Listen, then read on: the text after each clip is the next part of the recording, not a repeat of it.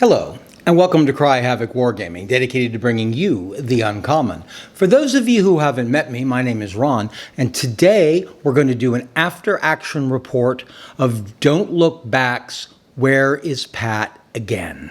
So let's get started.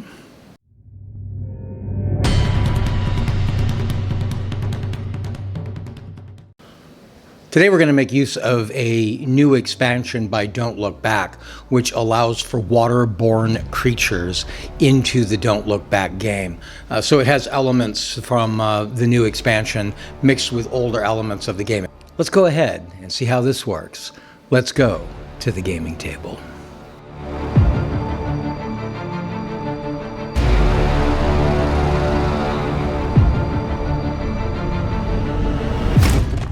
Terror on the High Seas is designed for using the MV Australis kit by Black Site Studios, which is a beautiful ship and is definitely something that I'm planning on purchasing once I can get the money put aside, but I don't own it.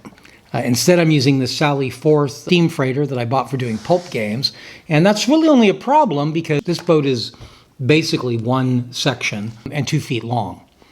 The MV Australis is 4 feet long, divided into 1 foot sections, and it can be made longer than that. So Matt Burns has designed the high sea games to be played using that ship on a 4x2 table instead of the usual 3x3. And a number of the rules in this book are for converting and what to call your table sections, changes in the length of the game, and things to deal with the fact that you're using that model. Additional rules, anytime somebody trips within 1 inch of the edge of the ship, they have to roll for the possibility of falling overboard. There's rules for swimming in this book and for getting back on the ship, and we'll deal with that if they come. Beyond that, there's some optional rules which we will not be using in today's game. In the back of this book, Matt has taken the scenarios that are in the original rules and he has altered them for playing on the water. And I rolled randomly, just like you would in the normal game, and the game I got is Where is Pat this time? So that's what we're going to be playing. Where is Pat this time? Because the characters woke up in the middle of the night. Pat has gone missing. Guess it's time to see where Pat has wandered off to again.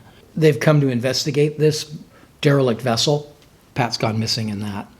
So we're starting on what would be corner A of the game normally, on the corner of this boat. Everybody's in the back of that boat instead of on the bow per the 4x2 rules. So we have 14 turns to find Pat alive and get back off to that boat. We cannot start investigating the tokens until turn 2. We probably won't even be at the first token by turn 2. There are no lights starting on the table. And once Pat has been found, at least 3 characters and her must make their way back to this boat to get off. I'm not using the theme killer they put in here. What I did, I really want to use the character that comes with the game, the deep one. And I was surprised to find out that he doesn't actually have a card or a scenario in the book. So what I've been forced to do instead is I'm using his visage, which is from the deep, and then I rolled for his MO getting direct and his traits, in which I got whispers and menacing. But he does come with a card that explains his visage. He's a little bit different when he's driven off. They don't get a moment of respite, but he does come back as normal. His special actions, if he's within 6 inches of a water feature, his attacks cause an extra 1 terror. And if he is successful on his first attack, he can place clutches as well as do his damage. A clutch is a little egg, and he can place up to 4 of those. And if you have that clutch token on you and you go into the water, the clutch will hatch and you'll end up with terror and injuries. His secondary attack is driven to the sea, where he'll attack the closest character in a range of 8 inches and causes them to move to the closest water feature. It's easier for him to do that if it has a clutch on them. So we have the boat in the middle of the table. It says to add sandbars or floating debris. I have a wrecked ship on the one side. I have a little island or rock coping or something here on this side. I'm actually setting the interest tokens the way the rules stated, within 4 inches of the fright marker's starting points. So there are 2 on the wreckage, 2 on the island. There's 1 at the stern here, and there's also 1 below decks in the stern. I'm also going to use the climbing out of the ocean rules, I think, for the climbing up the ship. So what's going to happen now They'll have to make a long action awareness or combat, their choice. If they fail, they will receive an injury and a terror, and the model remains where it is. We're going to rule the conditions of the sea, and I'm going to do that right now. There's a little chart in here. We roll a d10. I got a 4. That's normal waters, so we're going to be playing as normal. The water's calm and comfortable, and a gentle roll of the ship, barely noticeable. So not much of an effect there. We're going to begin the game by building tension, and I rolled a 10. Roll for the furthest away. Well, that's the one in the stern. That's a 2. It goes away. I will do the one in the wreckage on the far side of the boat. That's a 1. It goes away. And the one on the island, which is last, that is a 10. Immediately conjure the killer, unless you're using the scenario-specific one. I've already sort of conjured him. So we replace the fright token with the killer, and then we will move him using the target rules under the MO. So he shows up, and that was the last one that they both show up here and here. So the creature has appeared. He's appeared on the rock, and it is now his turn. His MO is direct. Place the killer 6 inches away from the most characters, and an open and close of a tie the players may choose. When the killer moves this turn, it rolls 2d10 for movement, picks the best die result, then moves towards the closest character. 2d10, we take the highest. It's going to be 7 inches. He's going to move 7 inches towards the boat. Erasmus. He's out of range for Erasmus's harpoon, I think. He's going to move to the bow. I guess he'll concentrate, so that he gets a bonus when he shoots it next turn. DeGrange. I think she may encourage. Yeah, we're going to go ahead and encourage, and you can also move. So he's encouraged and concentrating. Seth is going to search. His awareness is 13. He gets it. Seth has a pistol. That works so well. I think Denise is going to search as well. She's also successful. She found a pair of binoculars. That's not bad. It gives a +2 to the awareness. We now go to turn 2. We're going to roll first for building tension. It's turn 2, so we need 6 or higher. We don't get it. The critter operates, though, and he's going to go towards Erasmus. Again, it's 2d10 with the takes the highest. It's 9.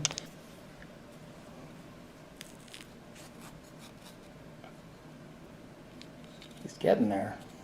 So Erasmus's awareness is 9. He's got a +3 for the concentration and a +3 for encouragement. So that's going to be 15.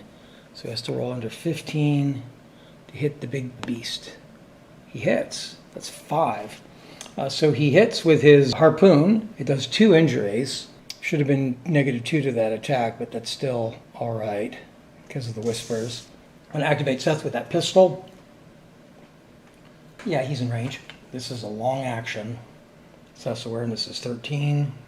He can actually make that 15 because of well, actually. So let's do that. He's going to shoot. Needs a 15. He hits. So that's 2 more hits on the critter.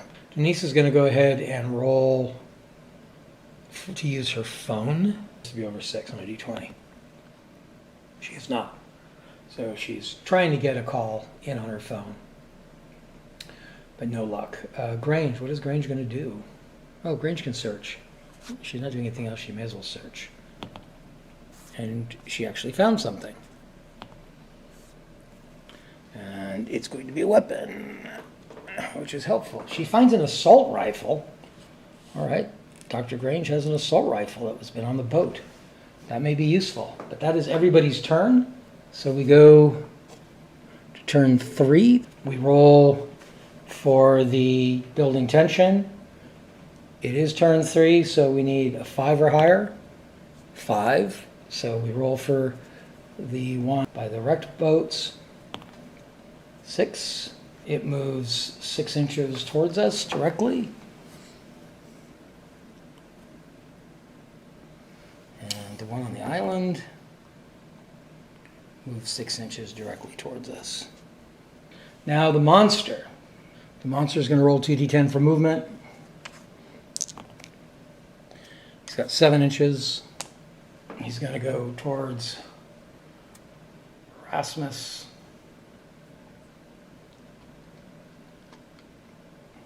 He's going to do his attack on Erasmus. His combat is 16. That's a hit.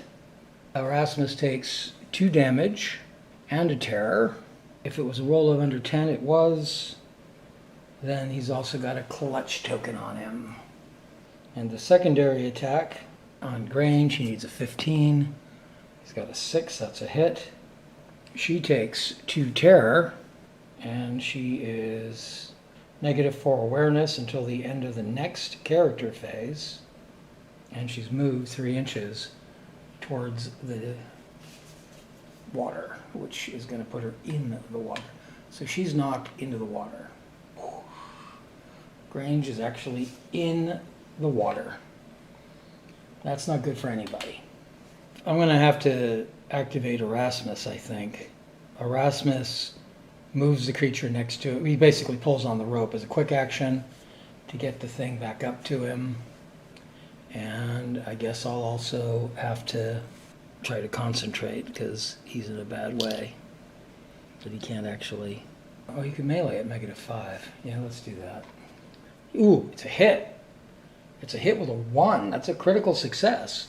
This was going to be rough anyway because it's a -5, but he actually gets a critical success. So that's 3 points of damage. They've almost driven this guy off. Oh, Dr. Grange has dropped the assault rifle. So I'm going to go ahead and shoot. Combat 8. Shoot with Seth. Ooh, he hits. Hits with a 6. 2 damage. This critter's almost gone. Denise is going to try to attack. She can't. She's not even there. She's going to go ahead and use her phone again. This time she's successful. She basically wakes up her dad, who was sleeping on the boat.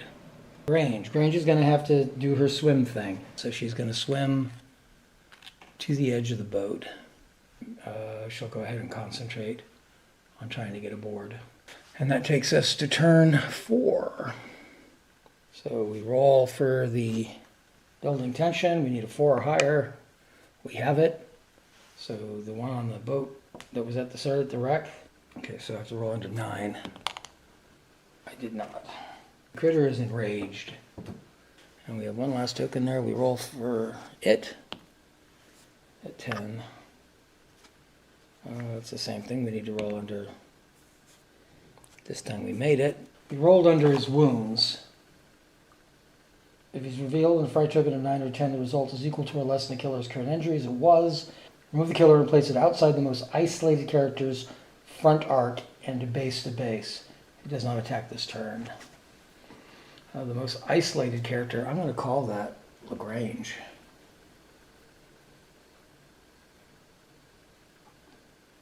I'm going to activate Erasmus first. He's going to use his harpoon again. His combat's 12. And +3, which he needed. He just barely hit with a 15. That does 2 points. The creature had no points, or had only the 1. So the creature is driven off. So they don't get the bonus from respite in this particular case. They normally would.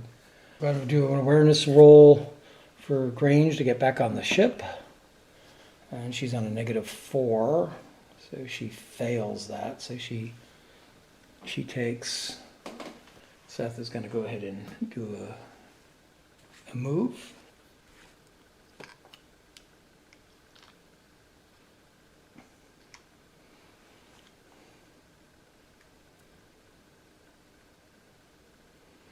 Danielle's gonna go forward and Denise, why do I keep calling her that? That takes us to turn 5. So first we roll for the building tension. We have a 3 or higher. We'll roll for the faraway one by the wreckage. It's a 2, so it just goes away, which means there's only the 1 there, which means, if I remember right, that becomes the creature. But then there are none, so they appear on either side. He loses his movement this turn, so it goes to us. I'm going to go ahead and move Seth up onto the boat. Oh, I said I was going to make a roll. His awareness. Cannot do it. And he receives And the Terror. She's going to need to do hers. She gets on board. So now these are activated automatically. So the far one is a 9. The killer becomes enraged. And the one under the killer is a 9. I guess he's double enraged. It doesn't really matter. He's going to move 9 inches towards us.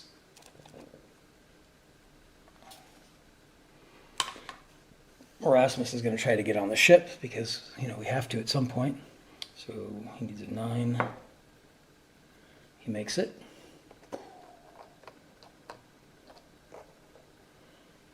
The doctor is going to pick up the assault rifle and move to the bow. I'll go ahead and try to roll Seth's awareness again. This time Seth makes it, so he makes it up there. Denise is going to move forward. That is the end of that turn. So now we go to turn 7. We are halfway through the game and we have not accomplished much of anything. We've got to roll markers. The one by the shipwreckage is an 8. That's going to move 6 inches towards us on the ship. The other one is a 4. That's also 6 inches. The killer is going to move 4 inches towards Daddy because he's distracting. And now it is our turn. Dr. Grange is going to shoot her gun. Her combat's only 5. She's going to shoot it at full auto, which is a choice she has. It'll empty it quicker, but she doesn't know what she's doing. So that's going to give her a 9 instead of only a 5. She's got it. 2 hits. That does 3 points of damage. Erasmus throws his harpoon. His combat is 12. He hits. That's 2 more injuries. Seth might as well shoot too, right? His combat's 8. He hits just barely. He doesn't. He misses actually because of the whispering. Oh no, he's over. Is he out 6 inches? Yeah, he doesn't hear it, so that is a hit. 2 more injuries. I don't think Grange can do much.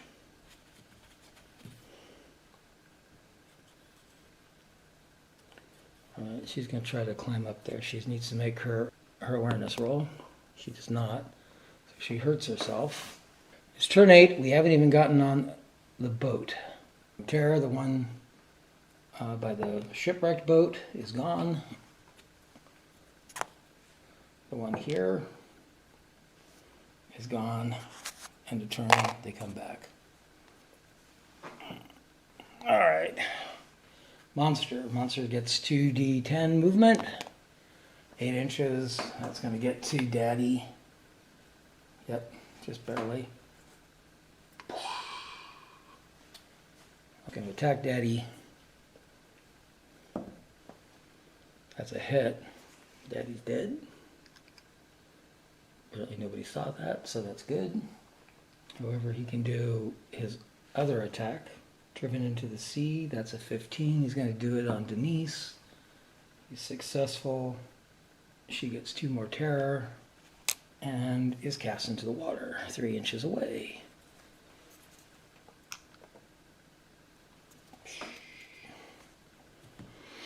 All right, and she drops her binoculars. Quick action, he's going to reload his gun, which is going to pull the creature 3 inches back. Splash. But more importantly, reloads the gun, and he's going to start moving.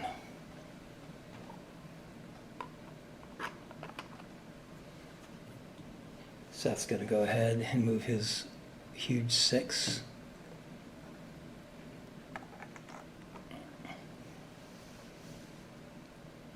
Going to go ahead and roll for DeGrange to try to climb. Awareness is 10. She makes it. Denise is going to have to swim to the side of the boat. Now it is turn 9. fright tokens, 10. We roll over damage. He's enraged. Under he's gone. He is enraged. Not good. But that one goes away. And we roll for the one over here, and it goes away, so they both come back. And it is the monster's turn. He can move 8. He doesn't have to. He's just going to swim over to Denise and attack her. 15. I think he needed, was it a 15 or a 13? Combat is a 16. So it does a terror and 2 injuries. She is now in fright. She's also got a clutch on her. And that's problematic because she's already in the water. I'm going to go ahead and activate Dr. Grange to fire the last of her ammo in that gun. She needs a 9. She is unsuccessful. She's unsuccessful and her gun is now empty. I'm going to go ahead and move.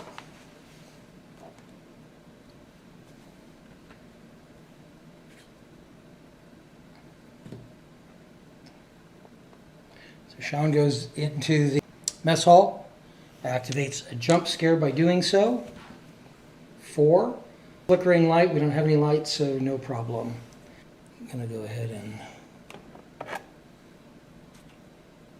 move him down below stairs.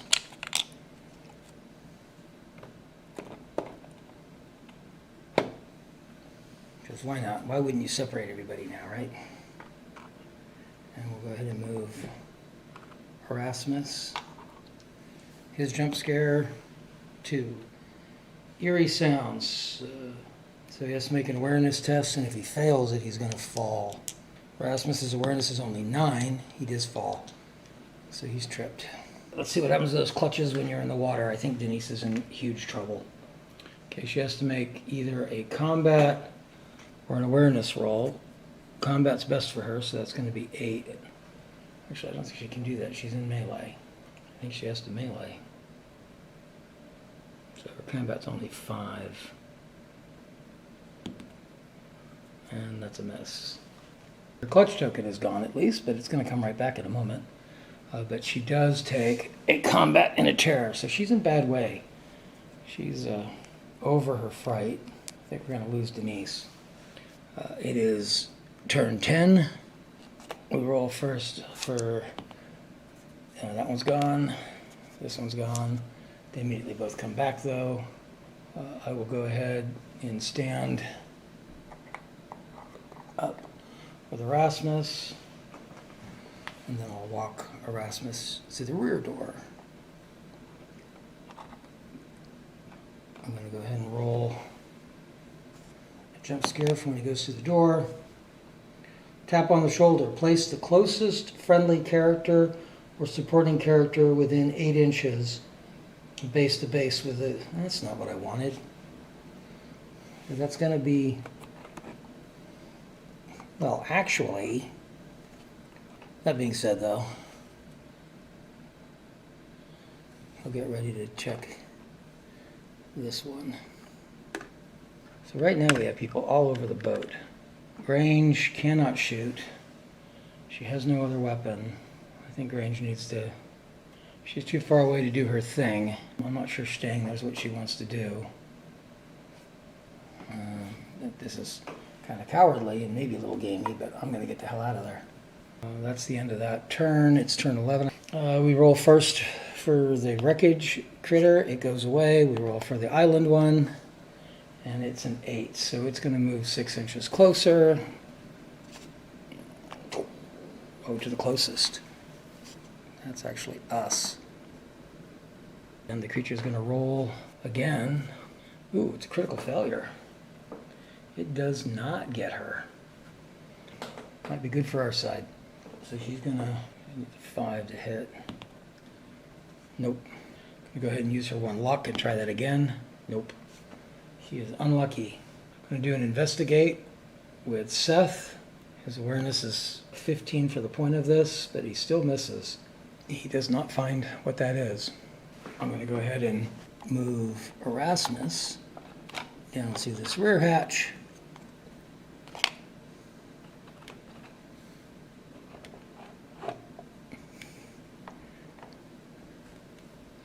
Ready to find out what that marker in the back is. And I guess we'll move Dr. Grange. And Dr. Grange gets a scare 4. That's not what we want, flickering light. New lights. That takes us to turn 12. The token there disappears. There are no tokens now, so they both come back. The monster is going to take a 16 attack. It is successful this time. That is a crit. She is going to die soon. She is in trouble, and she's got a clutch on her again. And it is our turn. I'm going to do a search and awareness for Seth. This time Seth is successful. He's going to roll a d10. It's an 8. Yep, Pat's alive. Fortunately, it was him that found her. Anybody but him should have found her. He's only got a 3 move, and now he's at a 2 move because he's carrying her. And we have a new fright token here. We may actually pull this off now that, well, not likely. We still got a way to go. We can start moving out with everybody else, though. So, 8. She's going to go 6. She gets to there.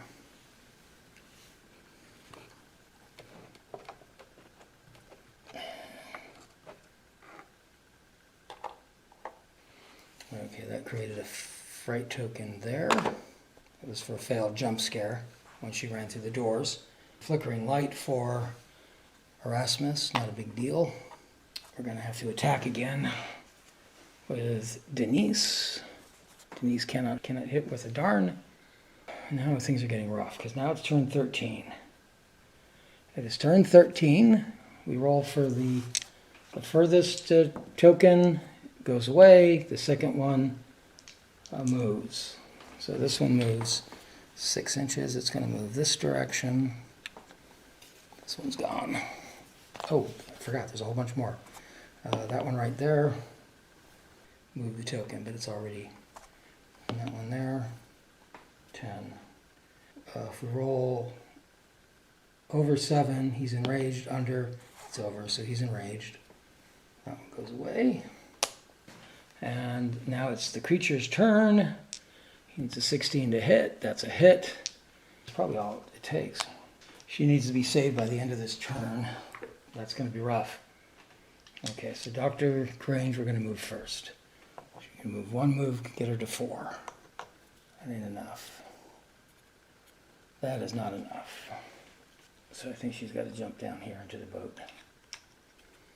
I'm going to go ahead and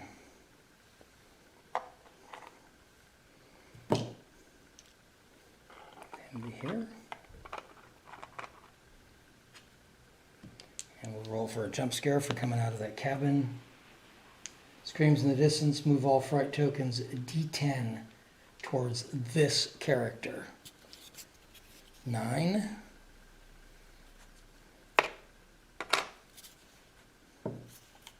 2. I think those are the only ones. He should have received a terror at the beginning of that turn. This is gone, as are all of these.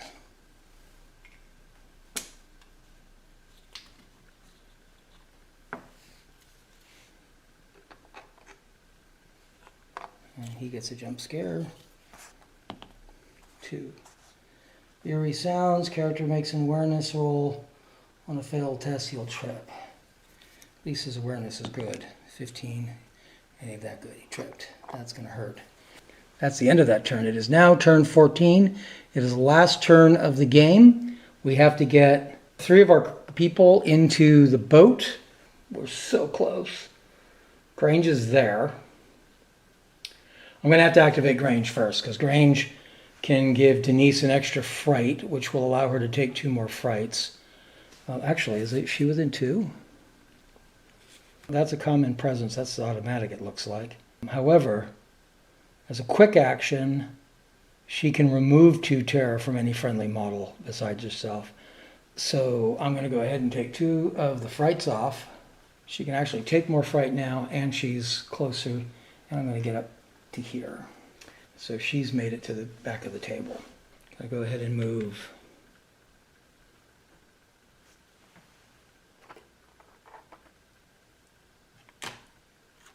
well get rid of the binoculars. We're not picking those up. Move Erasmus to there. Sean has to get up, but he can only move 3. He just comes out the door. Has to roll another jump scare. 8. Strange Shadow. The character gains 1 terror point. That's not particularly what he wanted. Well, he's in pretty good shape still. My intention was to stumble Denise away, but actually Denise is in a pretty poor way. She's going to, just activating in the water, she's going to take damage for those clutches, and that's probably going to do her. Yeah, she's dead. So she operates in the water, and it kills her. That's the end of turn 14. We have lost this game. We have found Pat. We may have gotten 2 people in the boat, possibly only the one. Where is Pat again? Almost made it. Almost made it. Now, I'm not sure how much of this didn't go as we might have preferred just by poor luck, which is what I'm going to take most of the credit for, or whether it's because of alterations I did in mixing and matching rules. So I don't know. It was still a near-run thing. If we had had 1 more turn, we might have made it. On the other hand, we had lost one of our 4 people. We need 3 people to get off. We only had 3 people left, and that creature was now going to be coming after somebody else. So I don't know. But there you have it. There's the game. I hope you enjoyed this video. If you have any questions, particularly if you play Don't Look Back, go ahead and put those in the comments down below. Also, if you have ideas for further content you would like to see us present here on Cry Havoc Wargaming, I look for that in the comments down below as well. If you've enjoyed this video or found it useful, I hope you'll hit like. And if you'd like to continue to receive notifications of videos like this one or others that may help you decide how to better spend your wargaming money or time, then please hit subscribe and ring our notification bell. Till next time, cheers.